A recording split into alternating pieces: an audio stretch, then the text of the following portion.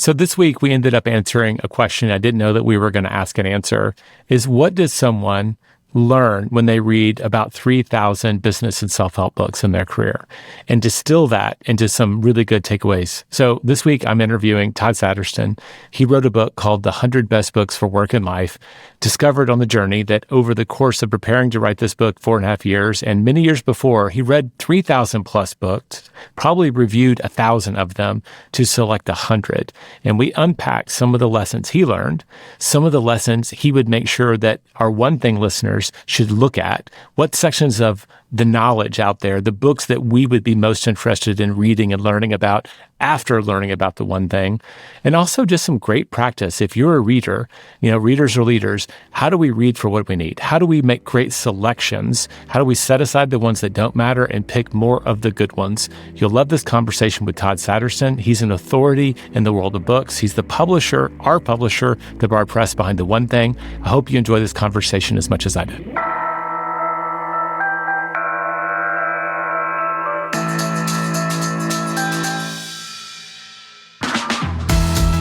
I'm Jay Papasan, and this is The One Thing, your weekly guide to the simple steps that lead to extraordinary results. Todd, my friend, our publisher at The One Thing, welcome to the show. Thank you so much, Jay. I'm just thrilled. I'm thrilled to be here. And I'm so excited. I've read your books before. You wrote an earlier version of this. You also wrote a book about everything you knew about business books, which was just out there like for the real nerds to read, because you are one of the authorities on self-help and business books. So I'm super happy to chat shop with you about your new book, The 100 Best Books for Work and Life. So I want to dive in. You know our audience. You've been helping us with The One Thing for many years. What do high achievers, how are they going to use this book? Why should they buy it and how will they use it? Yeah, I think one of the key features of the 100 Best is that I think we need to read a wider range of books. Yeah. I think the books that high achievers are reading, if you're in a bookstore, you might find some on the business shelf. I think you find some over in personal growth and self-help. Frankly, they're also reading over in body, mind, spirit. And it's difficult to find those kind of scattered all over the bookstore. And so what I wanted to do was really get rid of those traditional categories and create chapters that were focused around problems. So what I hope people will do is I hope that they'll open literally to the end pages where we have a list of all the chapters and all the books that are in those chapters, find a problem that they're working on right now, and go right to that chapter. Go right to that chapter. Each one of those chapters, you could probably read the 4 book recommendations in 10 minutes maybe. And I'm hoping out of that, you'll find one book in there that speaks from the perspective of the problem that you're trying to work on. I love that. And so I'm looking at the inside. So inside the end papers, for people who don't know publishing speak, is like inside the front cover. And you also made it like a checklist where those of us who've read a lot of them can say, wow, I've read 55 of the top 100. I haven't actually done the math yet, Todd, but I started going through. How many different categories I see? Like there's change management, coaching, leadership, personality, purpose, sales, teams, thinking, money. Like you hit a lot of the big ones. How many total categories of problems did you try to organize around? Yeah, there's 25 chapters in the book. They're organized into 5 larger subsections. So we're trying to give people some good navigation to help them get to, maybe I'm working, if you go look at the table of contents, you can kind of see those bigger sections that we created. Yeah, like I'm working on me, I'm working on progress, growth, leading, and connection. Yeah, and I think those are the main problems. And so trying to organize these books around what those most common problems are, that was what was really the most important thing to me. I just think it's often, you can't look at the cover of a book sometimes and know exactly what problem it's helping you try to solve. A lot of times you're getting those recommendations from people. They're saying, oh my gosh, you're working on this problem? Oh, go check this out. So I'm hoping that Todd, the curator, can help the high achiever get to the book a little faster. There's 40,000 books in business and self-help published every year. 40,000. Every year. Every year. I'm not counting self-published. I'm counting commercially published books. So I'm hoping a book like this very quickly gets you to the titles that can be helpful and, frankly, right down to the problem that you're working on today. I mean, the problem of choice, like when I give keynotes around the one thing, that's, like you can't know everything. And I'm a reader, I read about 50 books a year. It would take me 800 years if I only read business and self-help books to read just the books that were traditionally published in these categories in 1 year. So it comes back to, we do have to choose. So how do we choose? And that is one of the questions I'm going to get to, but you've differentiated. There's business books and there's personal development. Yeah. And you've shared with me, you kind of defined them differently. Would you mind sharing that? It's actually, I think, in the foreword to the book. I think business books are generally outcome-focused books. What we're trying to do with those books is we are trying to create some kind of success-based outcome in our lives. Right. And it's generally going to be connected to business, organizational success. In some ways, I actually call business books self-help for leaders. Like they're kind of focused on those problems in that genre. On the self-help side, usually we're doing work on ourselves. Like we are doing work on something that's internal that matters. I think that business books tend to be solution-focused, and I think self-help tend to be a little bit more problem-focused. Yeah, that was the thing I was going for. I thought that was really interesting. Like you said, in a business book, they'll spend about 20% of the time identifying the problem, and the rest is all dedicated to the solution. Yeah. And that kind of flips in a self-help or personal development, where the goal seems to be more around awareness than solving the problem for you. And I'm not going to quibble with that. Awareness is where it all starts. Yes. So, all right, all of that said, how many books do you imagine you read? And I know that it might go back to the beginning of your business career if you really were adding them all up, but how many books do you think you read in the course of like curating this top 100? When I think about this book, you got to go back pretty far. I mean, these books really draw from probably the last 20 years largely of what's been published. So I've probably read 2,000 or 3,000 titles, somewhere in that range. That's crazy. It is crazy. When I was really in the thick of it, I was probably doing 100 books a year. And it's just, it's the job, right? It's both, I have a career back working on the book selling side of things. So it was very important for us to be very aware of what the books were in the market. I've shifted now more to the publishing side. And now my interaction with it is, we're publishing a book in this category. What do I need to know about all the books in that space?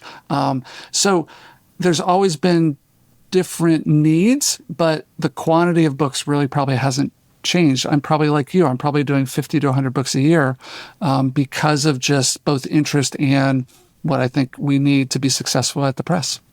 So the point of that, 3,000, call it 3,000 books, right? And that might even be conservative knowing you.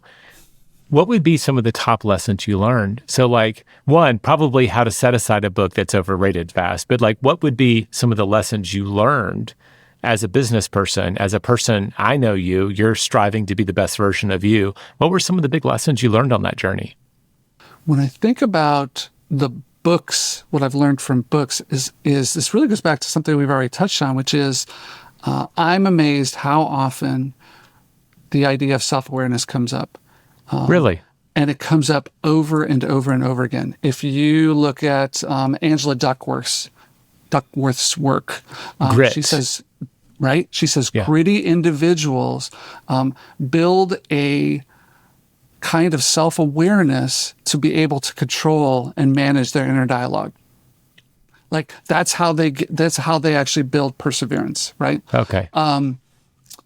There's a researcher, his name is Mark Beeman, and he says that he can predict how creative someone's going to be in solving a problem by measuring how self-aware they are. How do you know if you're self-aware or not? What's the difference between self-aware and self-conscious or self-absorbed? Where do we draw the lines there? Yeah, so then I end up at Timothy Galloway. He wrote a very famous book called The Inner Game of Tennis. My coach, our head coach, Jordan Freed, quotes that all the time. Right. So I included in the 100 Best his book called The Inner Game of Work because I liked the context from which he was writing from a little bit better for our audience here. But what I always pay attention to in his work is simply bringing awareness to something that you're working on changes it.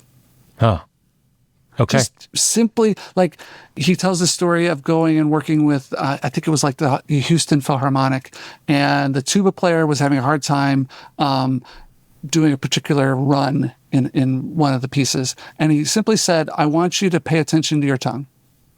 Just pay attention to every little piece of it that you can as you try to run this next thing. And literally just asking a person to pay attention, to draw their awareness to it, change their perception of it. Like it's you're like, what's being too much? No, I just want you to focus on being aware. That I don't want you to do anything more than that. I don't want you to add anything in addition to it. I think it's that work that lets us see things better. Okay. Well, that lines up. I know one of my friends is a psychologist and focused on behavioral modification. And when we were talking shop, he just said, yeah, the first step is to have them track how often they do the thing that they want to stop. Yes. And just like there's no judgment. I said, I just want you to write down every time you take a drink or you smoke a cigarette or you pick at yourself or whatever the behavior is they're trying to work together to finish. It starts with just kind of being aware. And he goes, the amazing thing is if like someone was a pack-a-day smoker, just the act of writing it down sometimes will get them to slow down on the behavior. Jay, I'm amazed how looking at my Spotify play history influences how I can see moods, how I can see cycles of my mood of like what types of songs I'm listening to, what the themes of those songs are. I find it in my YouTube history as well. It's funny, there's so much ability to see what we're doing now passively, frankly, that it's tracked passively. Going back, like we used to say, like your version, just track it. Right. Start a journaling process. That can be really helpful. Like a one-day, one-line journal starts a wonderful self-reflective process. There's also a whole bunch of passive ways that you can go look at other things that where you might see patterns showing up over and over again that could be really informative. So I think there's a bunch of ways. Pay attention to and use all of them. We definitely live in the time of the quantified life, whether we want to or not. When we're working on reflection with people, some people will look at their calendars, but their calendars don't reflect a lot of what they do inside and outside of work. And we'll say, well, maybe also flip through your photo history, go to your search, go July 2025, and it'll only show you the photos that you took that month. Yeah. And that sparks awareness around, oh, wait, we did take some time off that month. And awareness is huge. So I love that as the first lesson. Oh, you're going to add to it. Let me say one more thing here. Yeah. Because I think this is incredibly important to this piece.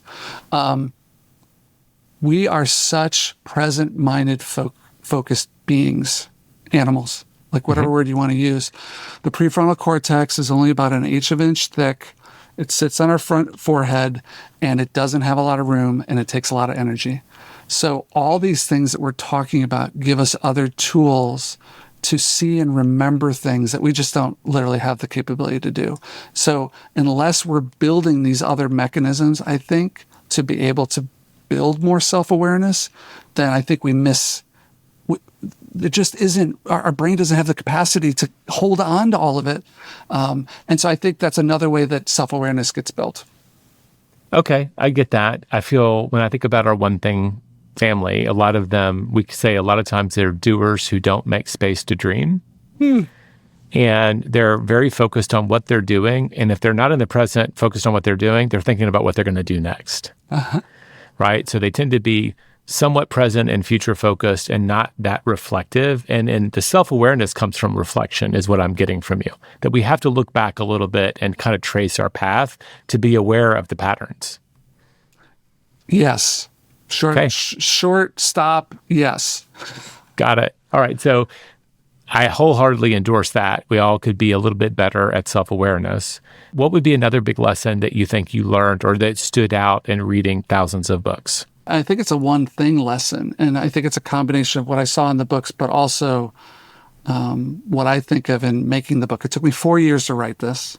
Wow. So when you pick up a 4-year project, again, it goes back to what I just said. Like, how do you keep the motivation? How do you keep the visibility to what you're doing? How do you learn what's possible? For me, it was, I would say one of the things I learned, and this is, progress principle. So how do I make what I'm doing visible? So for me, literally from the first day I started writing, I had a spreadsheet. I tracked 3 things. I tracked number of pages read every day. I tracked number of words written every day. And I tracked how many reviews was I done with. Okay. And what was fascinating is if I showed you that graph, you would see a graph that kind of was very flat for about 18 months. I was probably doing a review every 3 or 4 weeks. I wasn't making a lot of progress on the project. And I reached a point where I had to make a decision. Is this a project I'm really going to invest in? And the data was super clear. It was very clear I was not invested in the project. I was not spending enough time on it. And once I said, this is important, this project needs to exist in the world, I'm not exaggerating. It's one of those hockey sticks. It literally turned and went upward. And every week for the next, I think it was 36 weeks, it had to be longer than that. It had to be 56 weeks. I delivered a review every week. Okay. So you basically quadrupled your output. Yes. Well, it's kind of funny. We talked about it would take me 800 years to read the books in one. But I remember in the first book that Gary and I wrote together, we talked about there are a lot of people that are kind of following the Methuselah method. And if people don't know, in the Old Testament, the person who lived the longest in the Bible is someone named Methuselah. I think it was like 800 years. But if you look at the progress they're actually making and step back, and it's like, yeah, you're making progress, but you'll never get to the finish line in this lifetime. Yeah. So I love that you were tracking it. You could look back and just say, look, if I'm actually going to do this thing, if I'm going to stick with it, I've got to accelerate the pace. I've got to be all in. And that's a good lesson for all of us, that we can say that we're doing the thing, and that makes us feel better, and we say, oh, I'm writing the great American novel. But are we really committed to doing it? And I think you then get into those next steps, which are probably really, very familiar to your audience. Of course, you need repeated action. Of course, you need to build a time block. I had a 2-hour time block every morning. That was another piece that completely changed my output. I think another piece that I figured out was when there was a blip, when there was a gap between reviews that was a little bit longer, it's because I wasn't queuing up the next book to be ready. So I needed to have the next book ready for that next read to get into the review process. So there's these things that you learn when you're building that kind of process to how long does it take? What pieces need to be in place? And I was building kind of this production line to I need to get to 100 reviews. That's what's going to finish this book. That happens with commitment though. You realize that you're committed, you're actually tracking and seeing your results. And then you start to notice patterns. That's what happens, right? You start to, and we talk about in the book, the domino effect. And so part of the elbow of the curve is you get better at whatever it is that you repeatedly do, especially if you're doing it purposely. So I always connect the set up whatever's next. I always called it the Hemingway method. You ever heard that story? Every day when he wrote, he would write the first sentence of the next thing he was going to write so that when he showed up the next day, he had a place to start. Yeah. And I've seen that a million times with salespeople. The thing that they need to set up for the next day is, and here are the first 3 people I'm going to contact tomorrow. So they don't have to think about what they're going to say and who they're going to talk. They just get into the flow much faster. Yeah, what you made me think of there, Jay, which kind of combines 2 ideas we've talked about, is when I got to the quote in the book that I knew would lead the entry for that book, I knew 2 things. One, it was a book that was going to make the 100 best, because I was like, oh, that's the quote. Right. That's the great quote that's going to lead off and create context for the whole thing. So that's one piece. And then the second piece is, I've got to start to the review. I know the direction now that this whole review is going to take when I write it. So it's interesting, like you said, as you learn process, there's a whole bunch of pieces that come out of it that I think are really important. Again, self-awareness, noticing the things that are going to matter to make you successful. I love that. That's an unexpected lesson I'm learning from this interview. We need to take a quick break, Todd. So let's take a quick break and we'll hear from our sponsor, and then we'll see you on the other side. Welcome back, everybody. So, Todd, we were kind of going through some of the lessons you learned over the course of reading 3,000 plus books, which boggles the mind, but also is the book lover in me is like, yeah, go get it. Like all of that knowledge. And I also know you putting it to use. A lot of our listeners, they're listening because they want to learn in order to be or do better. They read in order to be or do better, right? They want to become a better person, right? Maybe that personal development side of the thing, or maybe a better business person, or whatever that is. You know the one thing, reader. When you look through the topics that you covered, where do you think they should look first? What would be the next books after the one thing that maybe you've curated that you could point them to right now? Yeah, I like the work that you've done since the one thing around like the values deck. Yeah. Because what we're really trying to push towards is what is it that's driving all of these things? Like, it's great to know what my one thing is, but unless I know what the purpose is behind it, I think it quickly becomes directionless. So I would point people to the chapter on purpose. And the reason I'd point you there is because I chose 4 different books. I chose a book from a coach, Martha Beck. A lot of people would know Martha Beck. I chose a book called Designing Your Life from 2 folks at Stanford that really take more of a design thinking, borderline engineering approach to it. There's a book from David White, who's a poet. And then there's Parker Palmer, who is an educator. He's really taught educators how to educate, and Let Your Life Speak is the name of that book. I chose those 3 books really specifically. The breadth of approaches that people take to trying to find purpose, it's the toughest one. It's the one that no one can answer for you. It requires your own work. And I think giving people a variety of approaches that match maybe wherever they are, maybe right now in their life, but also maybe match their personality, I think is incredibly important. So I don't think unless you solve the purpose question effectively, that any of your other work is as good as it could be, frankly. Well, it lines up. I remember going out when the book first came out. I think I traveled to about 36 cities that first year and gave like a whole day seminar.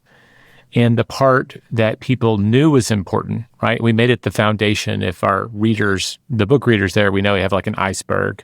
And we talk about if someone's really productive, that's the tip of the iceberg. And underneath it is a strong sense of priority, which comes from having a strong sense of purpose.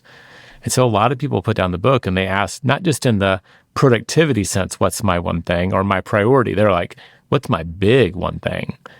And that's something that people, I've just seen them over the years wrestle with, Todd. Yes. So you curated 4 books. So one of them that caught my eye that I haven't read, like Finding Your Own North Star. Mm-hmm. So like, there's 4 different viewpoints on how to do this. You said one's from design thinking. Can you just go a little bit deeper? And which one spoke to you? Oh, Jay, I'm always a sucker for like the poets and the mystics and the spiritual folks who appreciate that it's kind of hard for us, again, almost the small beings that we are, for us to figure out what's important to us. And I think it's like... Can I guess real quick? I'm looking at the titles. So the titles are Finding Your Own North Star, Let Your Life Speak, Designing Your Life. Designing the Life is the design people from Stanford, I'm just going to guess. Yeah. And then Crossing the Unknown Sea. I was like, the poet is either probably Crossing the Unknown Sea would be my first choice, or maybe Let Your Life Speak, which I could see being poetic, but I'm guessing it's Crossing the Unknown Sea. It is, it's David White. And Dave is just I love that he brings a poet's perspective actually to the topic of work. Work in a really broad sense, but in particular, the part that brought me to it was him focused on how do we discern? Like, how do we pay attention to what it is, what is our mind telling us? And I think we just have to be honest that purpose shifts over time. I think we got to be honest that what matters to us in one phase of our life isn't the same thing as what matters to us in another season. And so I think when we're looking at purpose from purely a success lens, that there's some endpoint, there's some exit, I think we miss that things shift and change over time, and we have to pay attention to and be as holistic as possible about what it is that we want. That jives with me only in the sense that the breakthrough for us was turning to core values, because the question that we are trying to answer became less about destination than direction. So I find that, yes, our purpose tends to shift over time.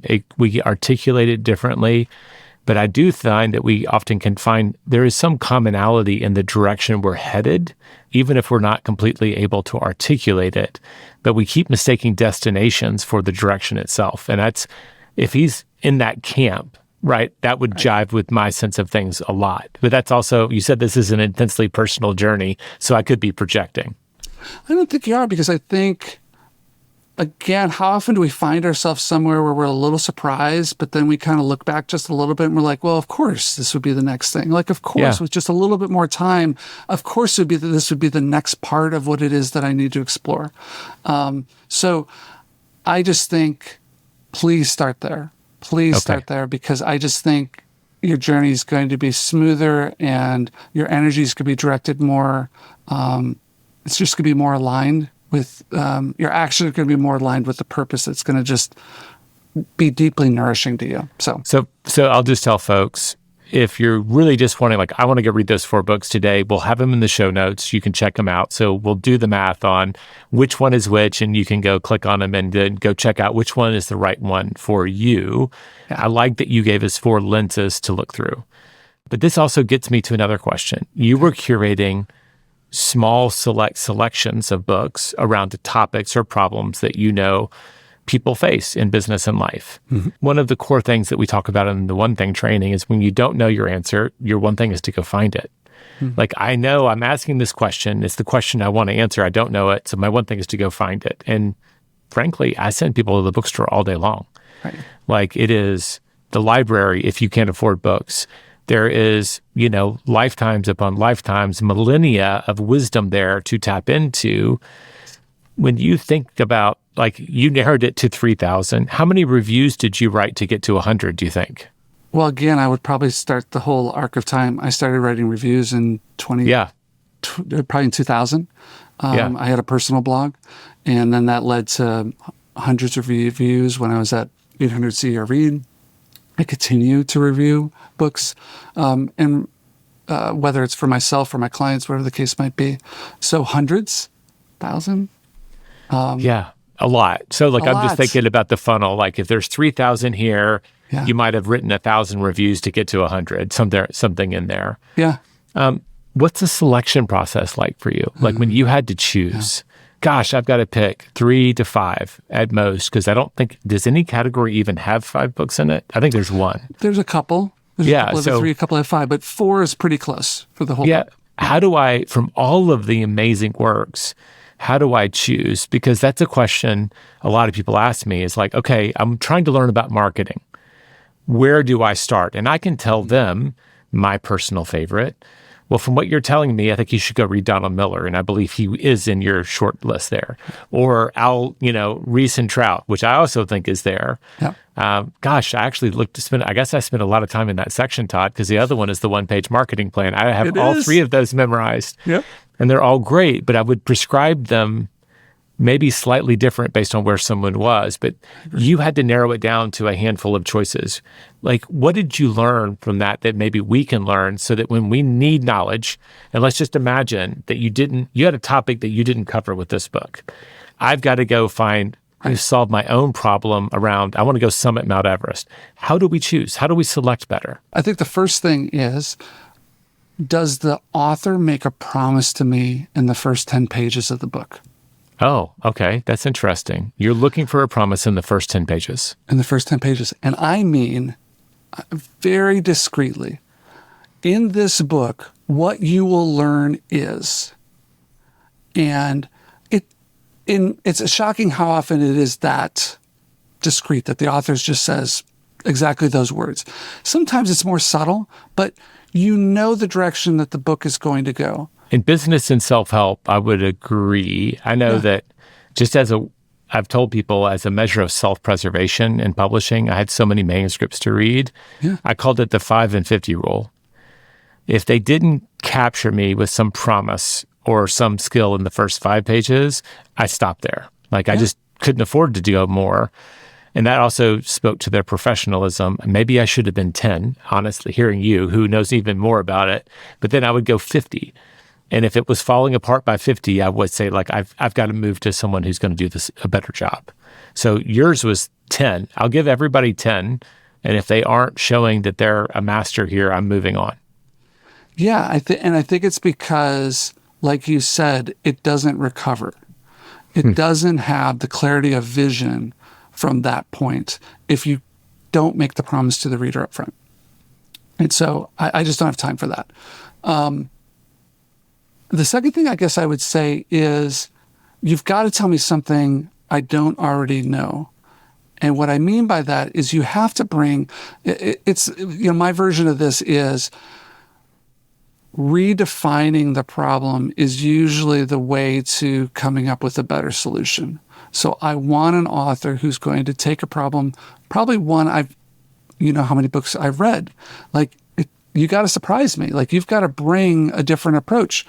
And if you bring a different approach to the problem, then usually you're going to tell me a different way to go solve the problem later. Yeah. I think that's incredibly important for people. People don't want the same bromides that they've read over and over and over again. If you don't get past the hypothalamus, where it's basically the filtering mechanism that like gets rid of 90% of the stuff that you perceive, if you can't get past that as an author, you're not going to have much chance, I think, with the reader. So find some way to be unconventional and surprising, because I think then you're going to help me in a different way. That jives with me. There's a few categories that I've read really deeply. We had to write a few books on investing, so I probably read or perused 150, 250 books around money and investing. And I enjoy some of them. In the beginning, I was not very, I didn't know how to determine if they were good or bad. So that is a part of the journey, is I think, as you learn and read within a category that you want to be great at, maybe you're on the path to mastery in this thing, you start to understand there's familiar patterns. There's the common truths that almost everybody hits. And then after you've read, say, like the basics, maybe we start with the 4 books or the 3 books in marketing. You've read those. Now you've laid down this amazing foundation. If someone's talking about story, you can just say, is this better than Donald Miller? Mm-hmm. Is this different than Donald Miller? If it's the same as Donald Miller, maybe I should go look elsewhere. But I do think that knowledge, that insight that you just shared maybe comes from being on the journey for a little while. Mm-hmm. But I find it worthwhile to read deeply within categories, because those fresh perspectives, I think that is part of my job description as the host of this podcast and the author of the book, is to continue to read deeply around productivity, priority, and purpose, so that I can continue to pick the things that should be the most useful to our listeners. Yeah, I like your point there, Jay, because I think there's probably a number of topics that people should have a cursory understanding of, and they should read the best books in it, and that's probably enough. Yeah. And then whether it's they're working on a deeper problem or it's something they're next to a lot, they probably need to read deeper into that category, and they're going to have more hit and miss. One of our coaches in our team, Chris Dixon, who I just love him to death, I give him credit every time. So I was like, that's clever. When he's working with his clients, he says, you need to read for what you need. Do you know what you need? So I struggle with money. I struggle with this. So then maybe every year you need to commit to reading a couple of books in that category, right, so that over time you gain the knowledge and the confidence to be the better version of yourself there. So like, I know that I do that. I try to read about relationships. I try to read about health. I try to read about money. There's a few nonfiction topics that I dip into every year, yes, beyond my professional categories, because I just know I want that to be a big part of my life. I would add there is, I think this is where I think people sometimes get frustrated. If you read deeper into a category, you're going to have more hits and misses. Yes.